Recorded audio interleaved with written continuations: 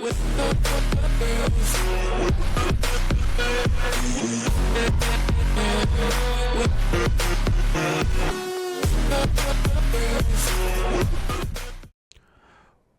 back, y'all, to another episode of the Sip to Tally preseason power rankings. The end is in sight.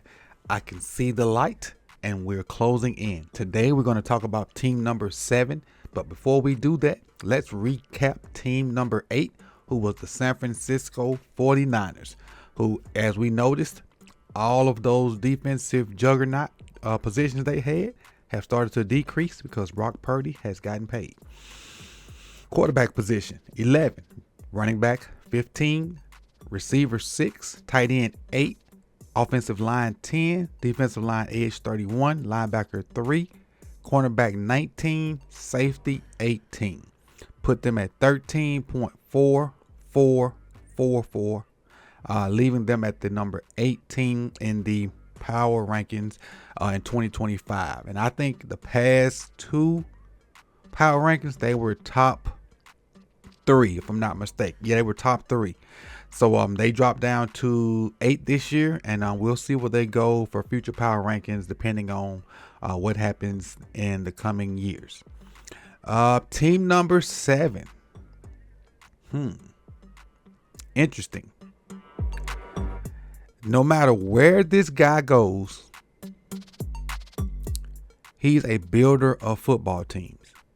Now, sometimes he overstays his welcome or rubs people the wrong way. And his tenure at this place got off to a rocky start because of the way he tried to do said Russell Wilson. But he seems to have gotten the team turned around and headed in the right direction.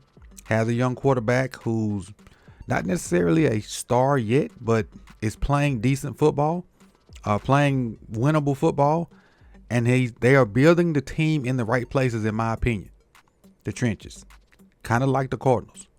Team number 7, surprisingly, the Denver Broncos.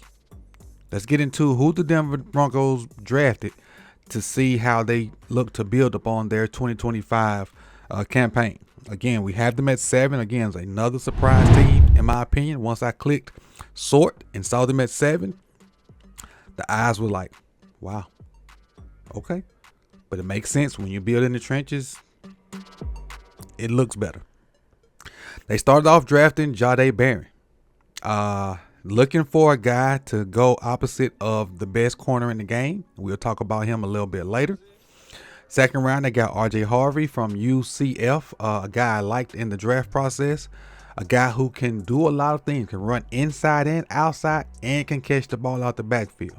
Wasn't mentioned along the top running backs in the process, but a very versatile back and can do a bunch of things that Sean Payton likes to do. Kind of puts you in the mind frame of AK.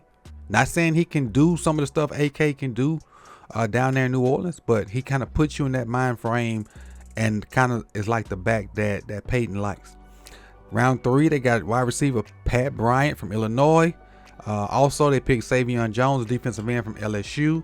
Round 4, Quindarius Robinson from Alabama, a linebacker. Round 6, they picked a punter, Jeremy Crawshaw from Florida. And in round 7, Caleb Lohner, tight end from Utah. Let's take a look at their depth chart, and then I'll let you know where I have each position ranked. Starting with offense, they got Bo Nix. Bo Nix had a decent rookie campaign. Had some ups, some downs, but did what Sean Payton wanted him to do. And they won some games, and he played good some, played bad some, but he progressed. And if he takes a leap forward and learns what Sean wants him to do and learns the offense more, he'll be better in 2025. Also in that room, Jared Stidham, Sam Ehlinger. Bo, stay healthy. That's all I'm going to say. Stay healthy.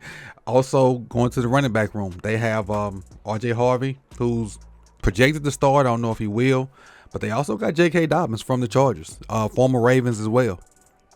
I like that pickup. Whether he be the starter or not, I like that pickup. I like him nurturing and teaching RJ Harvey and also teaching Estime.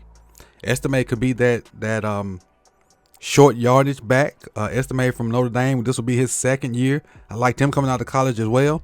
So their backfield is got two young guys, and they got the veteran J.K. Dobbins, who's really J.K. Dobbins is good. He just got to stay healthy. The injury bug just won't stay off of Dobbins, but if it does, they got a really good backfield back there in Denver. What's in my eye?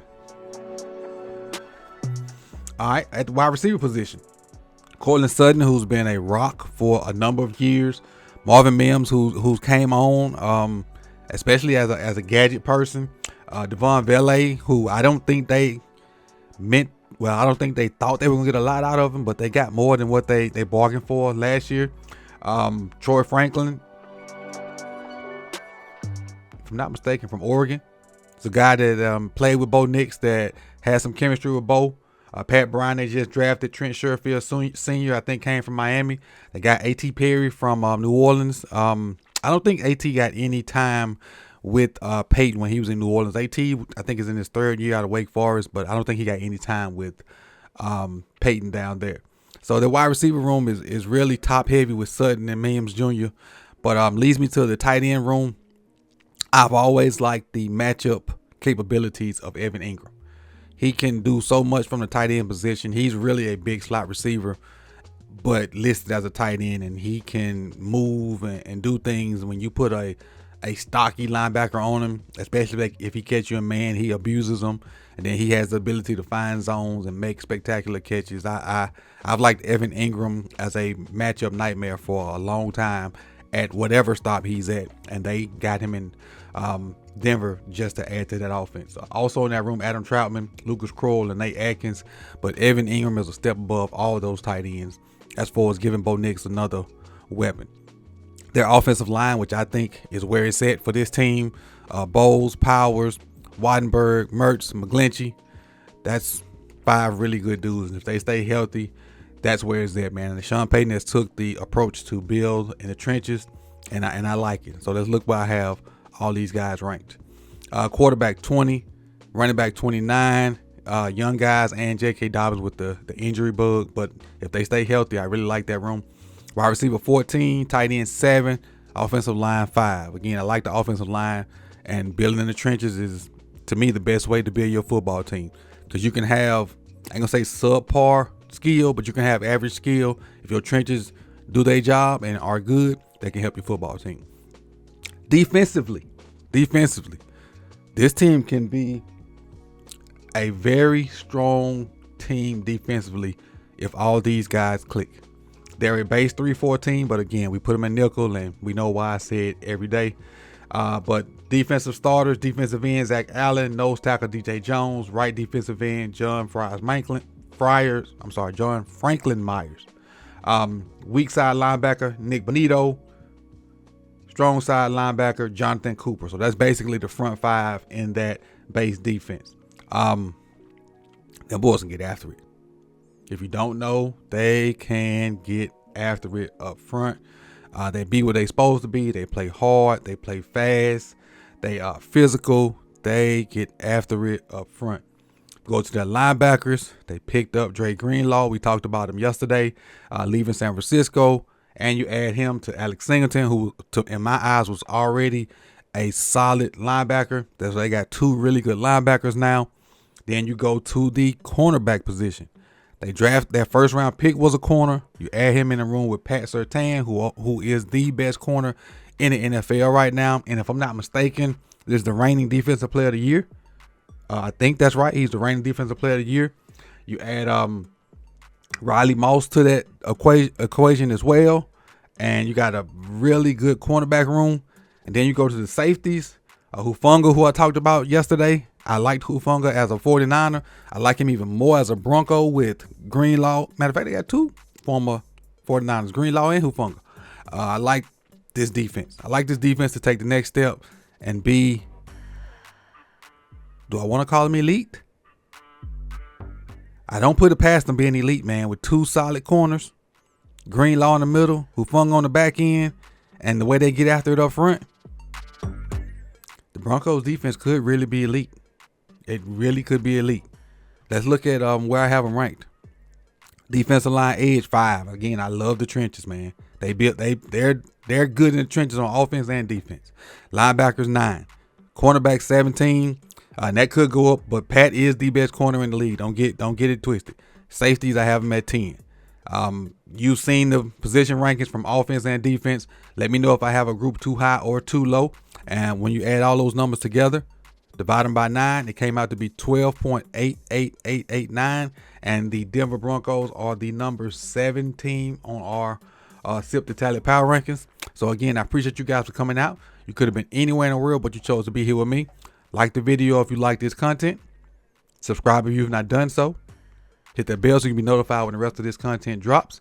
And again, drop a comment about the position rankings. Share it when you can. And clip it. Anything in here that you think controversial, clip it. And let me know about it. Peace, y'all. Enjoy the rest of y'all day. Bless up.